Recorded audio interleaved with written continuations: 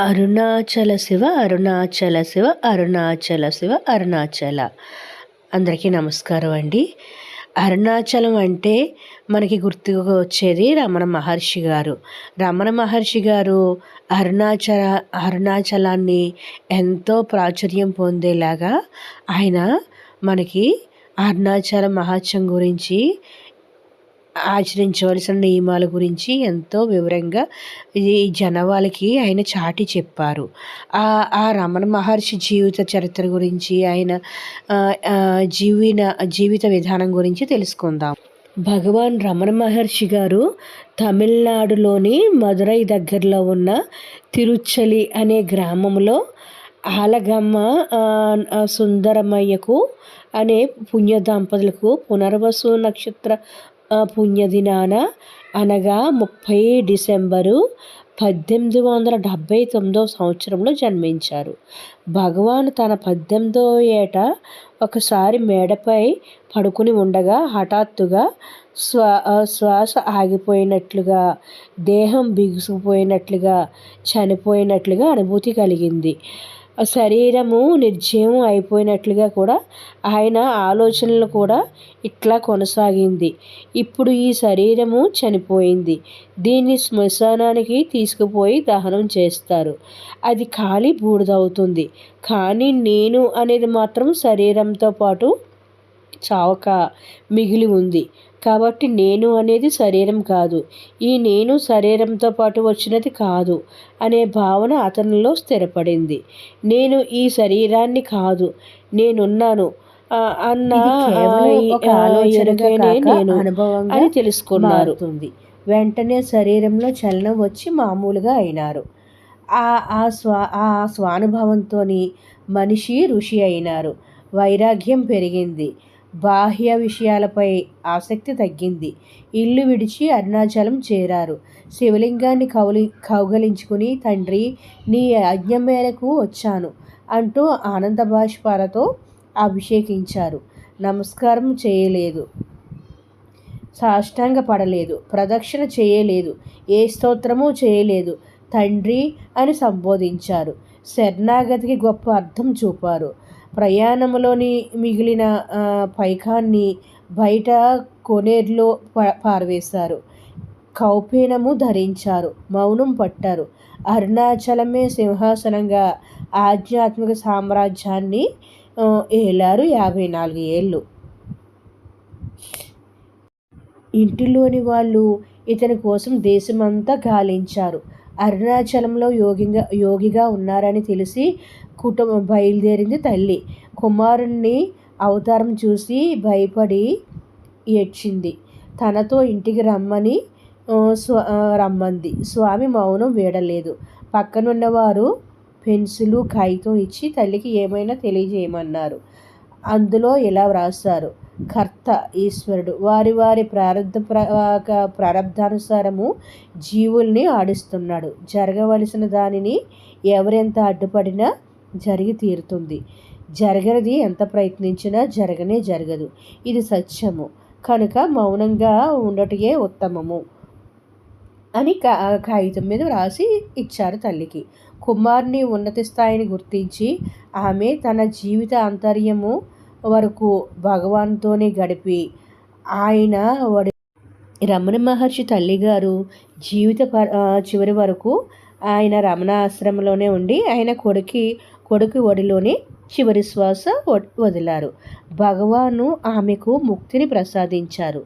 తిరుపతి వెంకటకవులు సైతము పాదాభివందనం చేసిన మహానుభావులు, తపస్వి, మంత్రదృష్ట అయిన శ్రీ కావ్యకంఠ గణపతి ముని భగవాన్ని దర్శించుకుని, భగవాన్, నేను చదువని శాస్త్రము లేదు, జపించని మంత్రం లేదు, అయినా నేను శాంతిని పొందలేకపోతున్నాను, మార్గం చూపండి అని వేడుకున్నారు. భగవాను కరుణతో తన 12 ఏళ్ల మౌనాన్ని వీడి గొంతు సవరించుకుంటూ మెల్లమెల్లగా మాట్లాడి ఇలా చెప్పారు: నేను అంటున్నావే, ఈ నేను అనేది ఎక్కడి నుంచి పుడుతుందో గమనించి చూడు. మనస్సు అందులోని లీనమవుతుంది.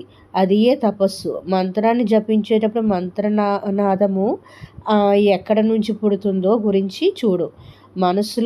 మనసు ఆనందంతో లీనమవుతుంది. అదే తపస్సు అని ఉపదేశించారు. గణపతి ముని ఆ దివ్యమైన ఉపదేశానికి పులకితుడయి సాష్టాంగపడి భగవానుడి మీద శ్లోకాలు పాడారు. గణపతి ముని తన దివ్య దృష్టితో చూచి భగవాను శ్రీ రమణ మహర్షి సాక్షాత్తు పార్వతీదేవి ముద్దుల కుమారుడైన కుమారస్వామి అవతారమని నిరూపించి లోకానికి చాటారు. కులమత ప్రమేయం లేకుండా లక్షలాది మంది జనం చేరారు. ప్రశ్నలు వేసి సమాధానం పొందారు. అవన్నీ పెద్ద పెద్ద గ్రంథాలైనాయి. చిన్న గుడినే ఇప్పుడు పెద్ద గుడి అయ్యింది. భగవాన్ మాత్రము గోచి, తుండుగుడ్డ, ఉతకర్ర, కమండలము తప్ప ఇంకేమీ ముట్టుకుని లేదు. అదే ఆయన ఆస్తి. ఒక మానవులకే గాక గోవుకి, జింకకి, కాకికి, కుక్క మొదలైన జీవజాలాలకు కూడా ఆయన ముక్తిని ప్రసాదించారు. నేటికి శ్రీ రమణ మహర్షి ఆశ్రమంలో వీటి సమాధులు ఉన్నాయి. చివరికి భగవాన్ను 1950 ఏప్రిల్ 14వ తేదీన రాత్రి 8:45 మహానిర్యాణం చెందారు. ఒక జ్యోతి రూపంలో ఆయన అరుణాచలంలోని కలిసిపోయారు. ఈ జ్యోతిని వేలాది మంది భక్తజనం అంతా చూసి తరించారు. నేటికి రమణ మహర్షి సమాధి సన్నిధిలో గొప్ప శాంతి ఆవరించి ఉండటము. ఆయన ఉపదేశానుసారము ఒకటే, నిన్ను నీవు తెలుసుకో అని. నేను అనేది ఇప్పుడు దేహం వరకే. ఆయన ఉపదేశ సారాంశమంతా ఒక్కటే, నిన్ను నీవు తెలుసుకో అని. నేను అనేది ఇప్పుడు దేహం వరకే పరిమితమైపోయింది. నేనెవరను అనేది ఆత్మశోధన ద్వారా ఒక దేహానికి పరిమితమైన నేను అపరిమితమైన నేనుగా మారుతుంది అనే చిన్న నడి సముద్రంలో కలిసి అనంతమైన తత్వంగా మారుతుంది. ఈ చిన్న నేను అనంత శక్తివంతమైన నేనులో కలిసిపోతుంది. అది ముక్తి అంటే ఇంకేమీ కాదు. జ్ఞానులు చెప్పే ఆత్మకు, భక్తులు చెప్పే దైవానికి, రమణ మహర్షి చెప్పే ఈ నేనుకు ఏ తేడా లేదు. ఆత్మ, దేవుడు, ఓంకారము, నేను, ఈ 4 ఒకటే అర్థము. భగవంతునికి నిజమైన పేరు అర్థము నేను అంటారు. భగవాను నేనెవడను అనే ఆత్మశోధన కన్నా గొప్ప కర్మ కానీ, గొప్ప భక్తి కానీ మరేమీ లేదు. నువ్వు తెలుసుకుంటే ఏకకాలంలో అన్నీ తెలుసుకున్నట్లే.